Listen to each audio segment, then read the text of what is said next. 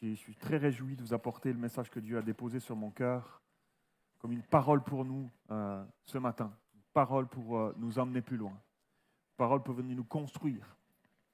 Et le titre de mon message ce matin est celui-ci, « Non pas ma volonté ».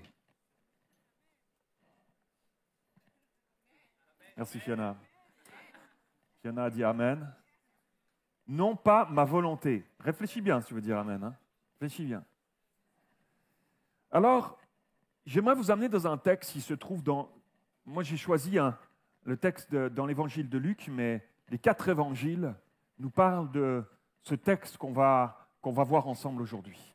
Et le contexte de ce texte qu'on va lire ensemble, c'est le contexte du dernier repas de la Pâque. Ce dernier moment où Jésus va passer un temps particulier avec ses disciples, où, vous connaissez, il va donner ses dernières instructions. Il va enseigner encore une dernière fois ses disciples. Il va passer ce temps particulier avec eux qu'il a tant désiré. Il a dit « J'ai vivement désiré manger ce repas avec vous ». Il se réjouissait de ce moment parce qu'il savait qu'il allait dire des choses qui allaient résumer tout ce qu'il leur avait enseigné jusque-là. Et il va prendre ce moment autour d'un repas. C'est un moment si simple, en fait. On en a fait quelque chose de très, très religieux. On en a fait un espèce de truc un peu religieux. Les peintres ont peint ça.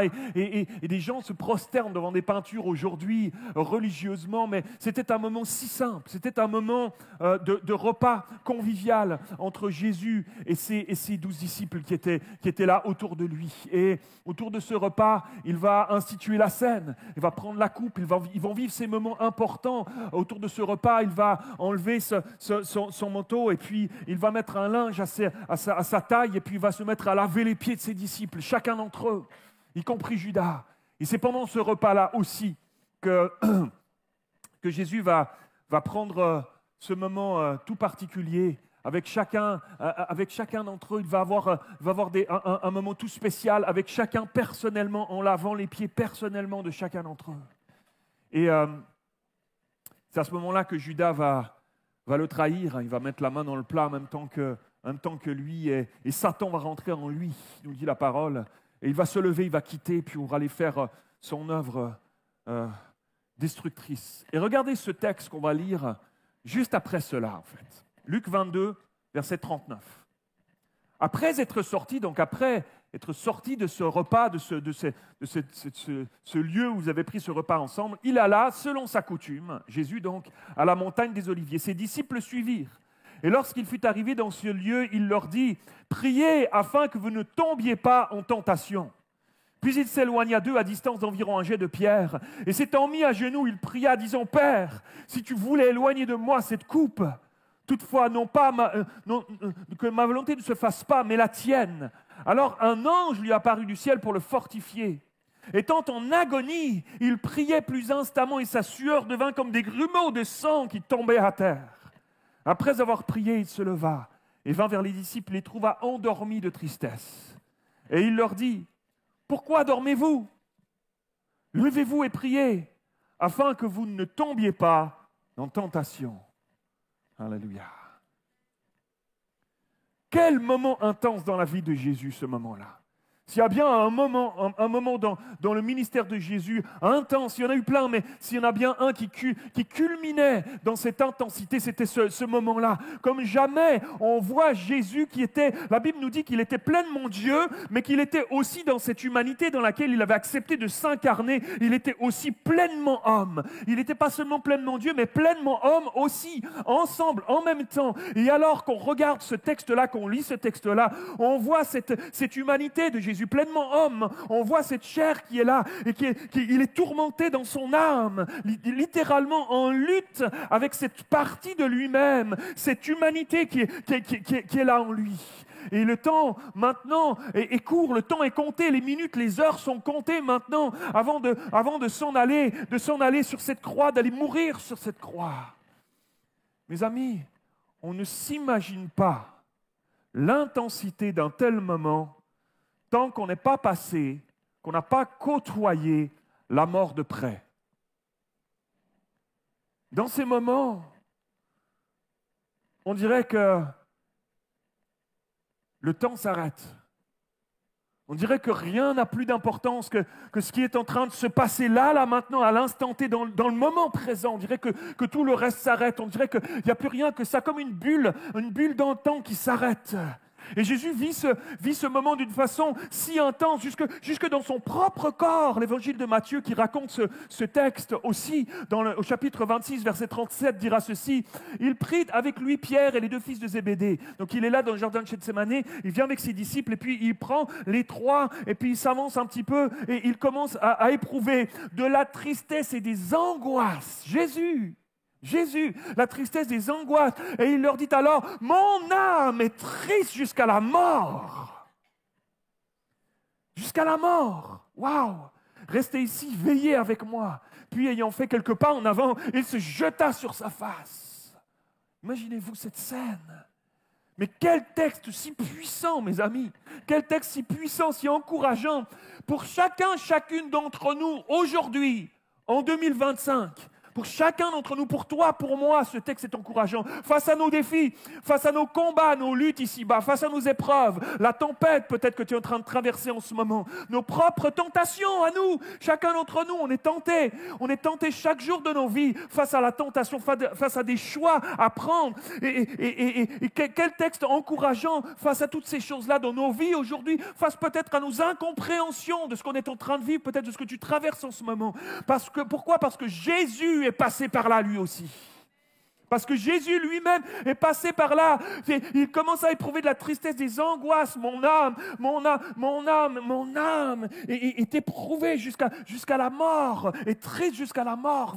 Imaginez-vous. Et surtout ce matin, Jésus, cette parole, nous donne la clé pour traverser, nous, ces moments, quand on en traverse dans nos vies ou quand on en traversera, pour pouvoir les traverser de la bonne manière. Quand tout va bien dans nos vies, j'ai envie de dire c'est assez facile. On se lève le dimanche matin, on va à l'église, on chante, on est motivé, on danse un peu. Et puis ça roule. Mais c'est quand on traverse le feu de l'épreuve, quand on traverse la tempête qui souffle dans nos vies, quand on se retrouve face à du découragement puissant, profond, de la dépression, quand on se retrouve face à la mort, on se retrouve face au désespoir, parfois où on se dit mais vaudrait peut-être mieux la mort. Il aurait peut-être mieux valu que je ne vive pas, que je ne vienne pas au monde. Quelqu'un a déjà pensé ça une fois dans sa vie? C'est dans ces moments-là qu'on a besoin des clés de la parole de Dieu pour savoir comment traverser ces moments-là de la bonne manière. Avec Jésus. Jésus nous donne des clés. Quelqu'un dit Amen ce matin. Alléluia. Comment faire face à nos douleurs? Comment faire face à nos incompréhensions? Les moments qu'on vit et qu'on ne comprend pas pourquoi Dieu permet ça. On ne comprend pas pourquoi on traverse ça. Comment faire face à l'injustice? Comment faire face à nos peurs, à nos craintes, à nos anxiétés, à nos angoisses? Comment faire peur à cela? Comment faire face à ces peurs-là? Comment faire face à nos tentations aujourd'hui? J'aimerais qu'on regarde ensemble 3 points ce matin que j'aimerais partager avec vous. Premièrement, Dieu permet des circonstances dans nos vies pour que nous puissions vivre un seul à seul avec Dieu. Dieu permet, je vais le redire, Dieu permet des circonstances dans nos vies. Je parle à tout le monde ici, chacun d'entre nous. Dieu permet des circonstances dans nos vies pour que nous puissions vivre des seuls à seuls avec Dieu. Un seul à seul avec Dieu. Et il y a des choses que tu ne peux que traverser seul. Il y a des choses que ton voisin, ta voisine, ton père, ta mère, ton cousin, ta cousine, ton pasteur ne peut pas vivre à ta place. Il y a des choses auxquelles tu dois faire face, toi, seul. Seul. Il n'y a personne d'autre que toi qui peut y faire face. Il y a un moment, un endroit dans le fil de ta marche avec Dieu où il est nécessaire de te retrouver seul avec Dieu. C'est très important ce que je suis en train de dire ici. Très, très important de saisir cela. Parce qu'il y en a certains, vous êtes en train de traverser cela. Il y en a d'autres, vous allez traverser ça. Il y en a d'autres, vous avez déjà traversé ça. C'est très important. Moïse l'a vécu au buisson ardent. Il a vécu un face-à-face avec Dieu. Il a vécu un seul-à-seul avec Dieu. Il fallait qu'il vive ce moment pour que Dieu lui parle de choses dans sa vie. Il doutait de lui-même. Il bégayait. Il avait la langue pesante, nous dit la parole de Dieu. Il doutait de lui-même. Il avait une mauvaise estime de lui à ce moment-là à cause des choses dans son passé qui étaient arrivées. Tout comme certains peut-être ici. Là où tu te trouves en ce moment, Dieu aimerait provoquer dans ta vie des circonstances pour que tu te trouves seul à seul avec lui. Et parfois, ces circonstances, elles ne sont pas faciles. Dieu permet parfois des circonstances pas évidentes, pas faciles dans nos vies, parce qu'il cherche quelque chose, il cherche à provoquer quelque chose pour que tu te retrouves enfin seul à seul avec lui et qu'il puisse mettre le doigt sur parfois ce qui fait mal, mettre le doigt sur quelque chose que tu as besoin de lui déposer pour que tu puisses vivre quelque chose de nouveau. Moïse a eu ce seul à seul avec Dieu au buisson ardent. Jacob a vécu ce moment avec Dieu à Péniel. Il s'est battu toute la nuit avec lui. Il lui a décroché la hanche. L'ange de l'Éternel, c'était Jésus. Il lui a décroché la hanche. Et puis, il est reparti boiteux. Il a eu ce moment avec lui. Il a dit, je ne partirai pas de là, que tu m'aies béni.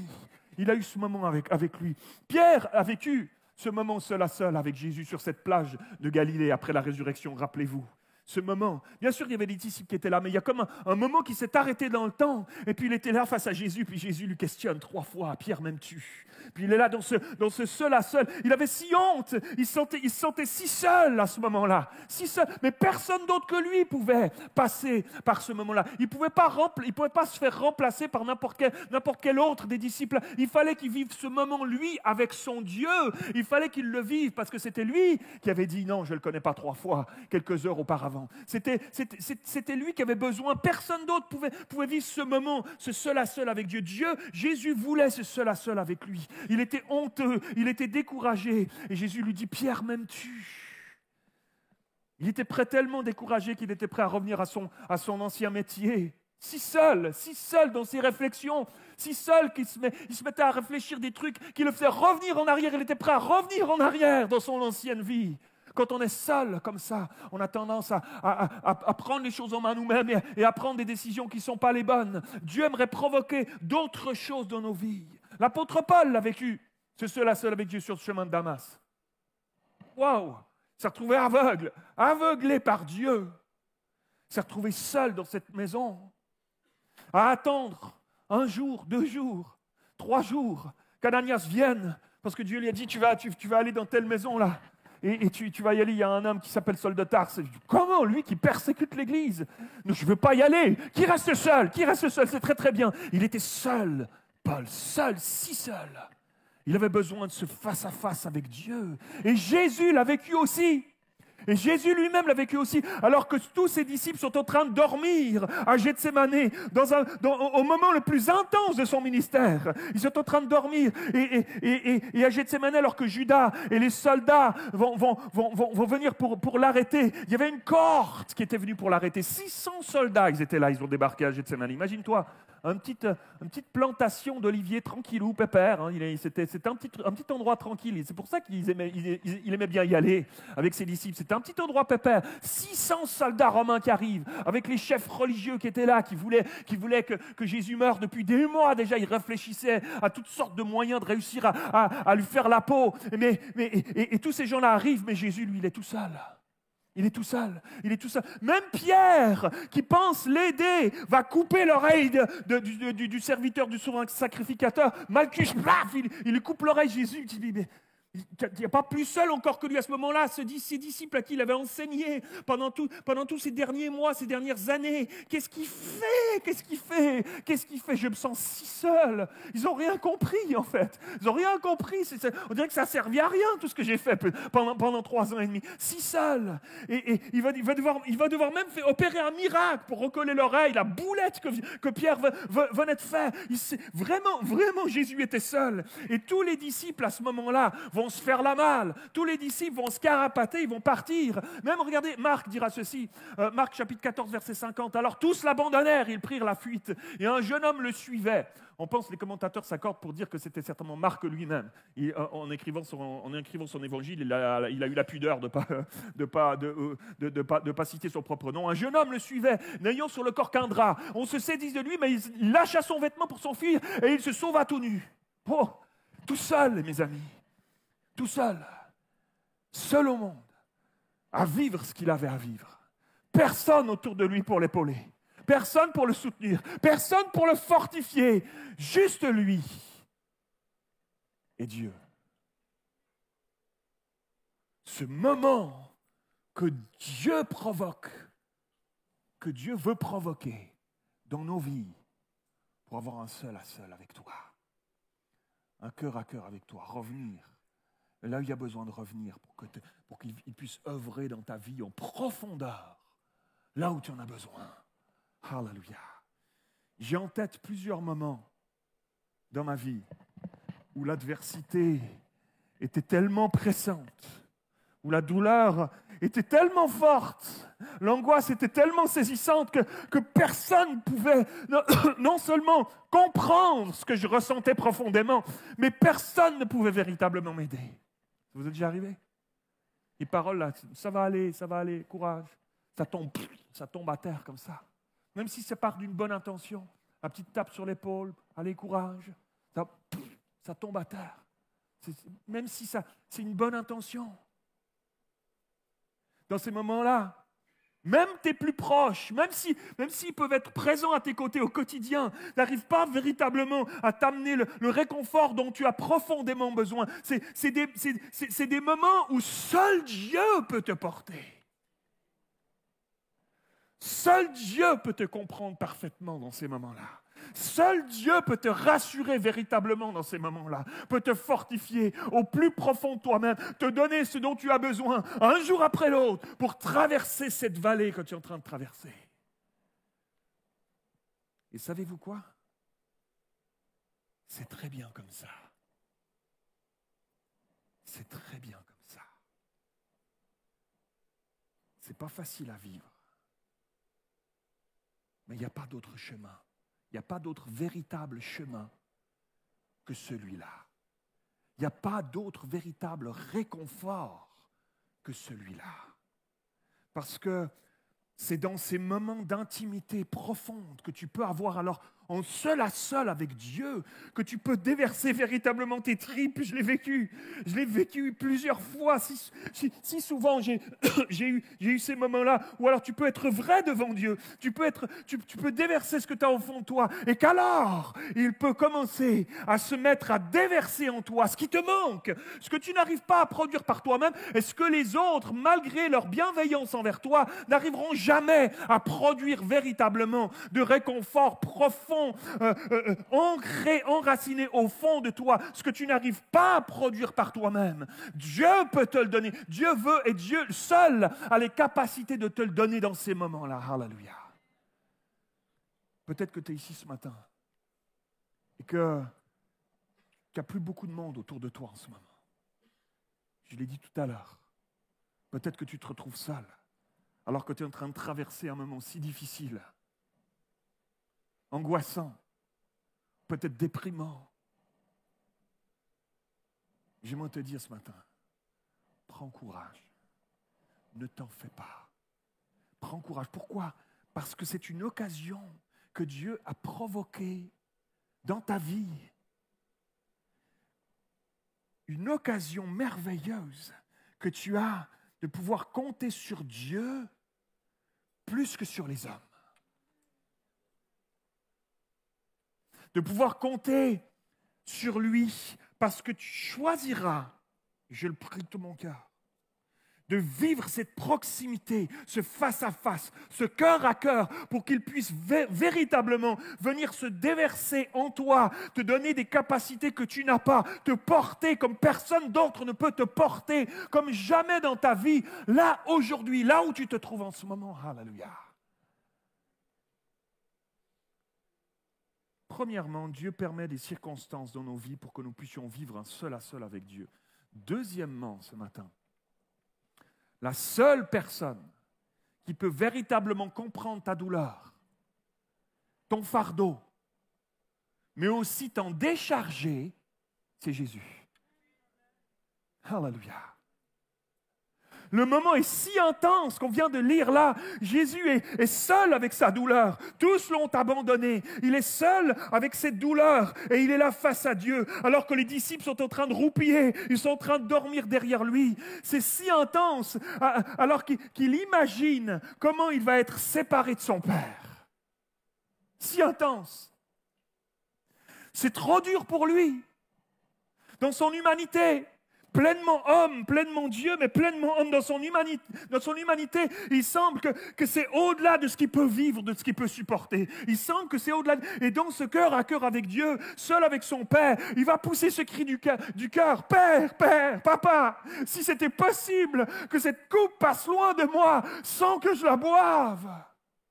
Si c'était possible, Seigneur, Papa. Et l'évangile de Marc va dire une précision merveilleuse. Marc 14, 36, dans le récit de l'évangile de Marc, il est dit, verset 36, il disait, « Abba, Père, toutes choses te sont possibles. Éloigne de moi cette coupe. » Wow. Abba, c'était un terme qui était très familial. Abba, c'était un terme qui était très intime. C'était un terme familial. C'était comme ça qu'un fils, un petit garçon, une petite fille, qu'un petit enfant appelait son papa. C'était très familial, c'était très intime. Ça parlait de quelque chose, d'une relation. Abba. Et Jésus va utiliser ce mot-là. Les théologiens, les pharisiens n'utilisaient pas ce mot-là. Et c'est un mot qui s'utilisait que dans le cercle familial, pas dans le cercle religieux. Et Jésus va dire Abba, papa, toutes choses te sont possibles. Papa, tout est possible pour toi. Si c'était possible. En fait, Jésus est en train de dire deux choses. C'est extraordinaire, ce texte est extraordinaire, mes amis.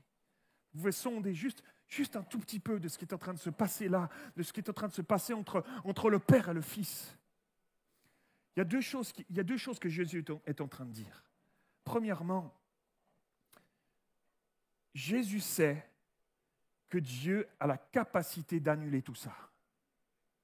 Waouh!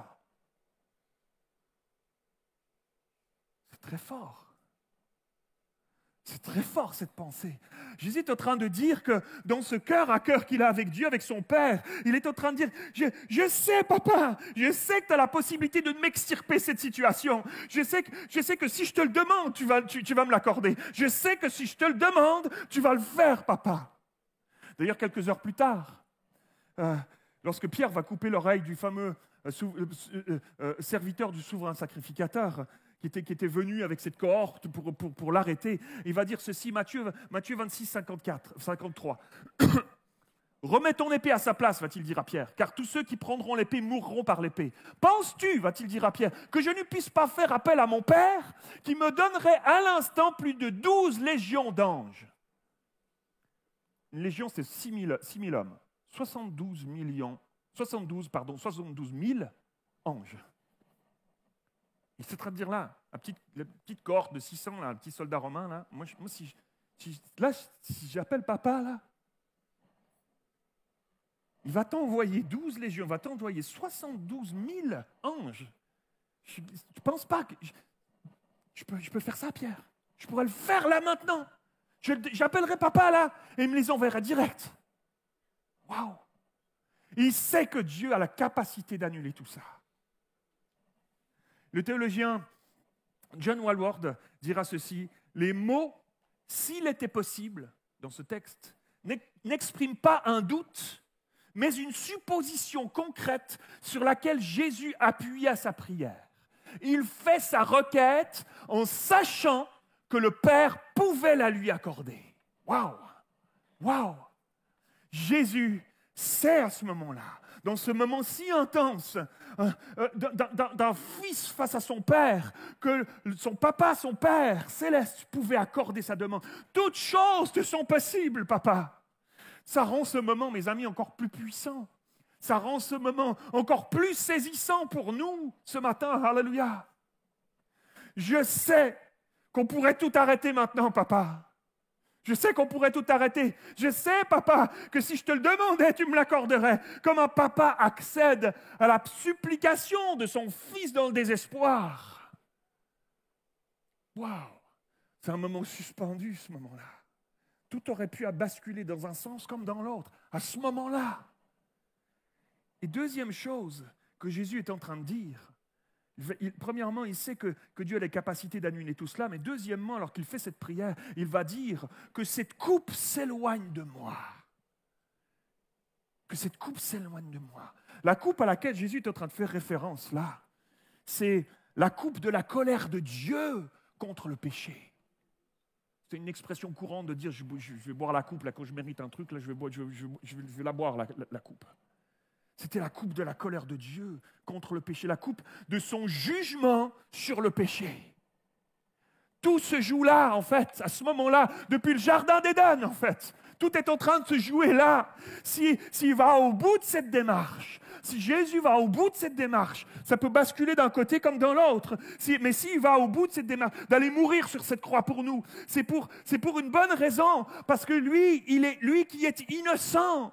C'est pour une bonne raison. Il sait qu'il va porter sur lui les péchés de l'humanité complète. Il sait tout ça. Il sait qu'ils vont retomber tous ces péchés, qu'ils vont retomber sur lui, comme si c'était lui le coupable de tous ces péchés-là, pour nous donner à nous la possibilité d'être réconciliés avec Dieu et de pouvoir vivre libre, enfin, chacun d'entre nous, ici-bas, en 2025 encore, en lui. Alléluia.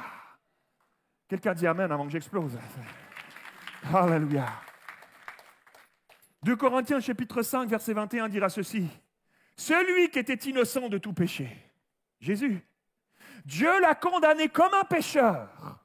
La version Louis II dira, il l'a fait devenir péché pour nous. Wow. Il est devenu péché. Wow. Il l'a condamné comme un pécheur à notre place pour que dans l'union avec le Christ, toi et moi, nous soyons alors vus justes aux yeux de Dieu. Parce qu'il nous voit à travers Jésus qui lui aura payé de sa vie sur la croix pour prendre mes péchés, les péchés de l'humanité au complet sur lui, mes amis. Ça veut dire qu'il a pris tout. Ça veut dire qu'il a pris les mensonges. Ça veut dire qu'il a pris les trahisons, ça veut dire qu'il a pris les vols, ça veut dire qu'il a pris les abus, ça veut dire qu'il a pris les viols, ça veut dire qu'il a pris les infanticides, ça veut dire qu'il a pris les féminicides, ça veut dire qu'il a pris les dépendances, qu'il a pris les vengeances, qu'il a pris les jalousies, qu'il a pris les médisances, qu'il a pris tout ça de toute l'humanité, de tous les temps, les tiens comme les miens, alors qu'il était innocent de tout cela. Wow. J'ai envie de pleurer, je me retiens. Quelle grâce! Tu m'étonnes qu'il était triste à en mourir, va-t-il dire. Mon âme est triste à en mourir. Mais ce qu'il redoutait le plus, ce n'était pas juste de prendre l'horreur de nos péchés sur lui. Ce qu'il redoutait le plus, c'était qu'en buvant cette coupe du jugement de Dieu sur le péché de l'humanité, en devenant péché pour nous, alors il allait interrompre cette relation entre Abba et lui. C'est ça qu'il redoutait le plus. C'est ça le cri du cœur qui va éclater, qui va résonner à Gethsémani sur cette croix. Père, papa, Abba, pourquoi m'as-tu abandonné?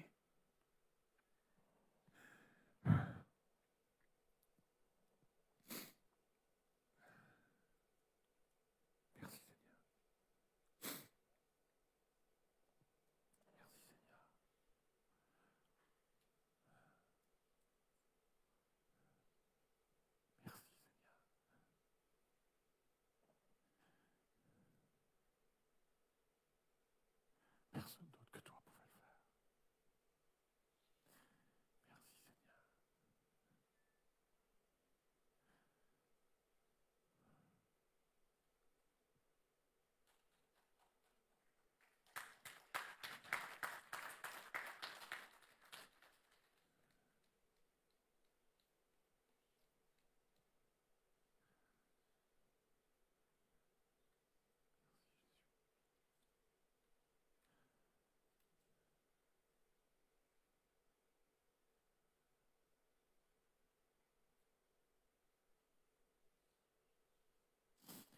Que te dire d'autre, Seigneur, que merci.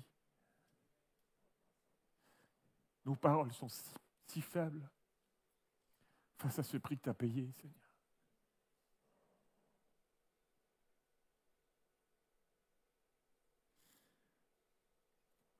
Parce que tu as choisi de ne pas de renoncer à cette demande que tu avais au tréfonds de toi-même. Et c'est mon dernier point. Toutefois, non pas ma volonté, mais la tienne. Wow. Merci Seigneur. Alors que le musicien s'approche, si quelqu'un a un mouchoir, ça serait merveilleux, une sœur ou un frère. Merci mon Steven. Là, il me donne tout le paquet au complet. Seigneur te le rendra. Là-haut, tu auras un wagon de Kleenex pour toi. Il essuiera les larmes de nos yeux. Je veux dire qu'on pleurera encore un peu. Mais... Merci Steven. Je m'excuse, on fait comme à la maison.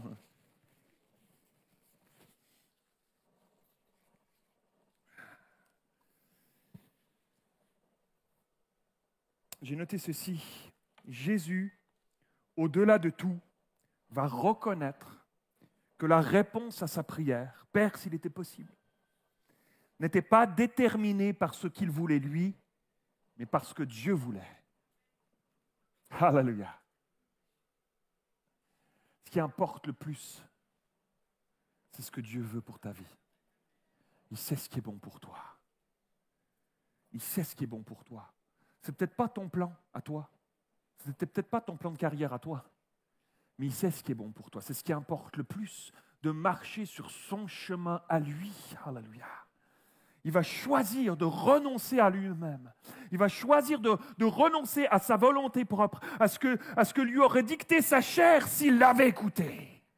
Ça parle à quelqu'un, ça?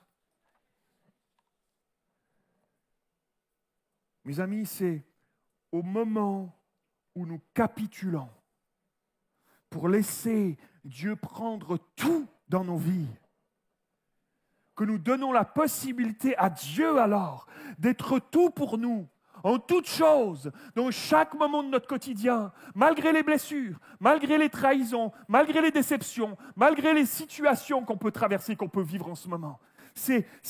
On lui donne la possibilité de devenir tout et de nous donner toutes les ressources nécessaires pour pouvoir marcher en nouveauté de vie avec lui. Alléluia. Jésus a soumis sa volonté à celle du Père. Ce n'est pas un mot qui est très populaire aujourd'hui, mais c'est un mot qui est très biblique.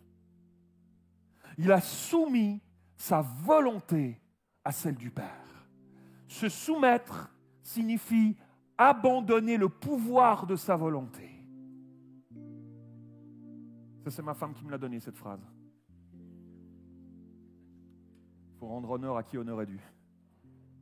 Je disais mon message, elle m'a dit, tiens, ça ce serait... Tu sais, j'ai une bonne phrase pour toi. Je dis, t'inquiète, je vais la placer dans mon message.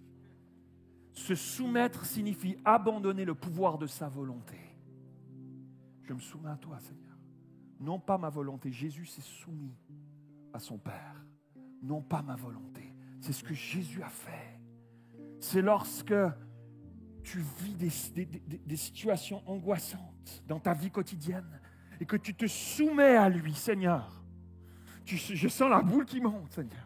Je sens la situation, là, tu vois, je la sens, Seigneur. Je me soumets à toi, que je m'appuie sur toi. C'est lorsque tu t'appuies sur lui, que tu lui soumets, que la paix, alors, tu lui donnes la possibilité. Tant que tu tiens les choses entre tes mains, tu essayes de solutionner avec tes propres voies à toi, tes propres chemins à toi. Tu laisses l'angoisse prendre place, puis comme si c'était ça la solution à tout. Mais lorsque tu fais cela, c'est comme si tu disais à Dieu, touche pas, c'est moi qui fais. Mais si tu soumets ça à Dieu, tu dis, j'irai plus sur ce chemin. Oh, ça fait flipper la situation, Seigneur. Mais je me réfugie en toi, je te confie, tu vois tel collègue, tu vois mon chef, tu vois ma situation, tu vois ma famille, tu vois telle personne. Mais je te soumets ça, je sais pas comment, j'ai besoin de te le soumettre, Seigneur. Je ne veux pas le porter. Tu as porté tout à la croix. Je te le soumets, Seigneur. Et alors, tu donnes la possibilité à Dieu, alors, de débloquer pour toi les ressources qu'il a en réserve pour ta vie. Et la paix de Dieu qui surpasse l'intelligence va se déverser sur toi. Parce que tu n'arrivais pas tant que tu tenais ton truc par toi-même, tes craintes, tes angoisses, tes trucs, tes solutions à toi. Alors la paix de Dieu, le shalom de Dieu, ce n'est pas une tranquillité humaine qui surpasse l'intelligence, gardera ton cœur et tes pensées en Jésus-Christ. Alléluia. La paix de Dieu peut se déverser sur toi alors. Oui, 3 personnes applaudissaient, mes frères et sœurs. On est ensemble, on n'est pas ensemble. Merci pour lui ou pour elle. C'est lorsque tu as cette bouffée de colère qui vient dans ta vie quotidienne, le désir de vengeance qui monte face à une situation injuste. Et que malgré ça, tu choisis de te soumettre à Dieu. Tu dis, Seigneur, je te soumets mes émotions là. Il y a un truc qui monte là, il y a un truc qui monte. J'ai envie de frapper quelqu'un, un truc.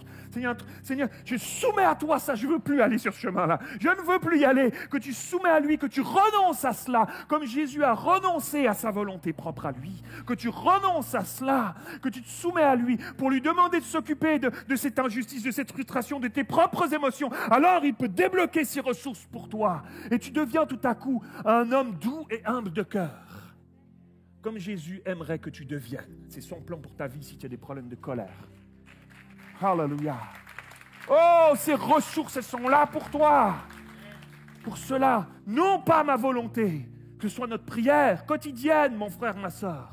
Non pas ma volonté. Alors ces ressources, elles sont là. C'est lorsque tu fais face à tes propres impossibilités, à tes propres blocages, face à tes blessures, à tes limitations humaines. Comme Jésus ce jour-là était dans son humanité, que Dieu alors désire que tu le laisses prendre tout, le laisse prendre tout entre ses propres mains à lui, y compris ces émotions que tu n'arrives pas à gérer. Il a toutes les ressources pour toi, mon frère, ma soeur. Il a tout en réserve pour nous, à chaque jour de ta vie, à chaque moment de tes journées, pour le restant de tes jours, jusqu'à ton dernier souffle. Alléluia!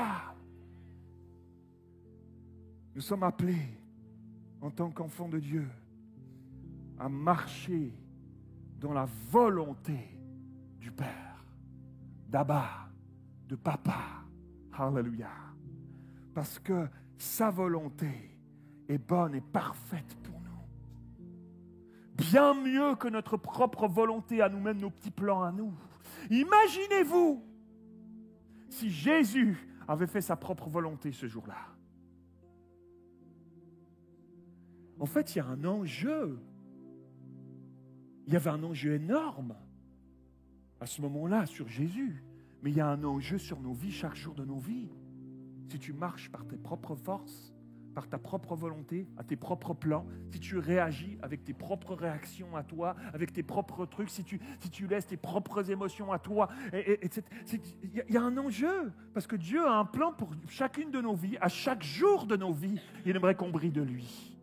Imaginez-vous si Jésus avait fait sa propre volonté ce jour-là, s'il n'avait pas renoncé à faire sa volonté pour accepter la volonté du Père. Pas de mort sur la croix, alors. Mais alors pas de résurrection non plus. Parce que pour vivre une résurrection, il faut d'abord mourir. Mais aussi pas de pardon de nos péchés. J'en tremble. Pas de salut pour chacun d'entre nous. Pas d'église EPM ce matin. Pas de baptême tout à l'heure.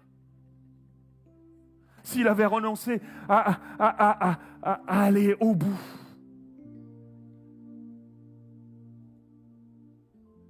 Mes amis, cet exemple, il est là devant nos yeux ce matin. Personne ne pourra dire qu'il n'aura pas entendu. Comme un puissant encouragement à chacune de nos vies. J'étais tellement saisi en préparant ce message cette semaine, mes amis. Comme un puissant encouragement pour ma propre vie. À laisser devant Dieu mes propres volontés. Non pas ma volonté, Seigneur, jour après jour. Nous avons besoin de comprendre que notre vie, notre bonheur, notre épanouissement qu'on cherche tellement ici-bas dans toutes sortes de choses, il est directement lié à notre capacité à renoncer à notre propre volonté pour faire celle du Père à chaque jour de nos vies. Mais quelle est sa volonté pour nous, ses enfants? Sa volonté, c'est qu'on marche dans ses voies.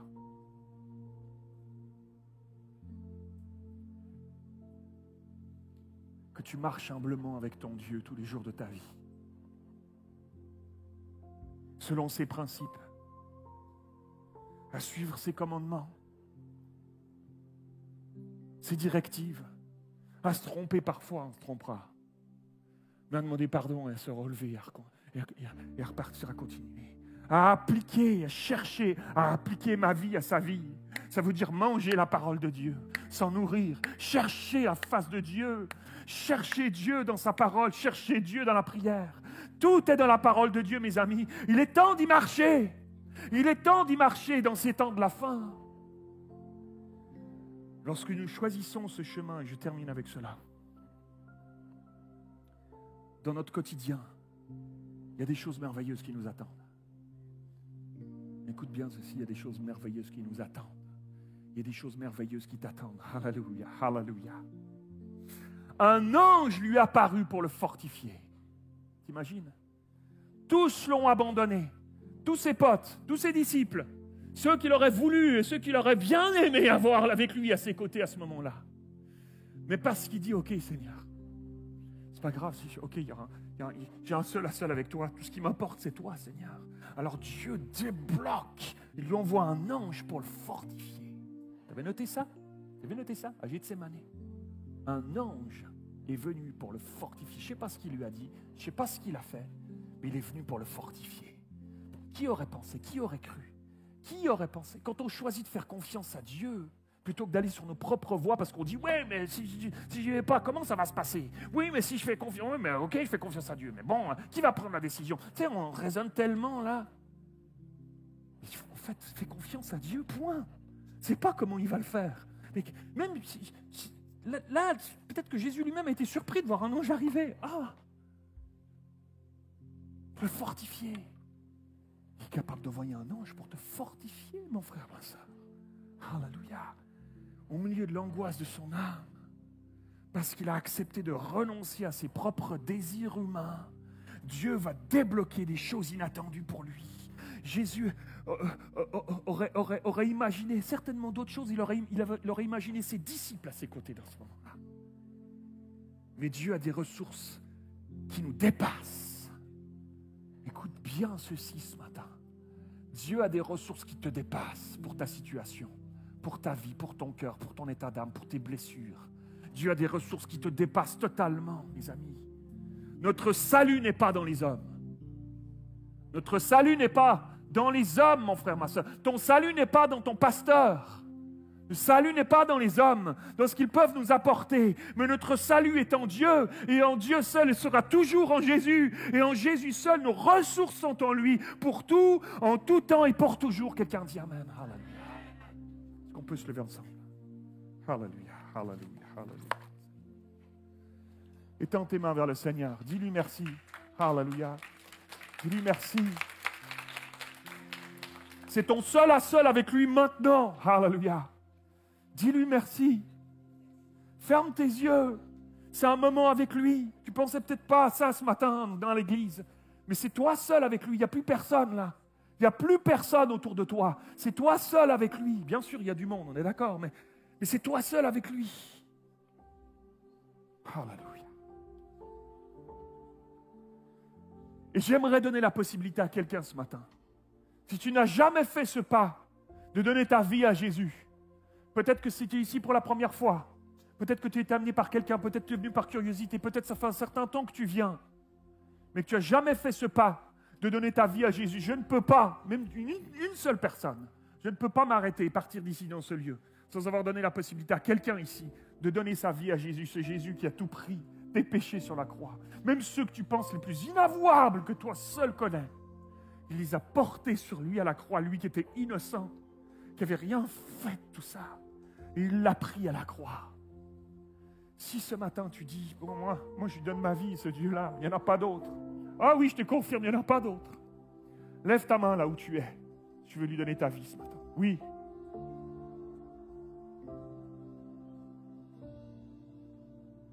Oui. Alléluia. Alléluia.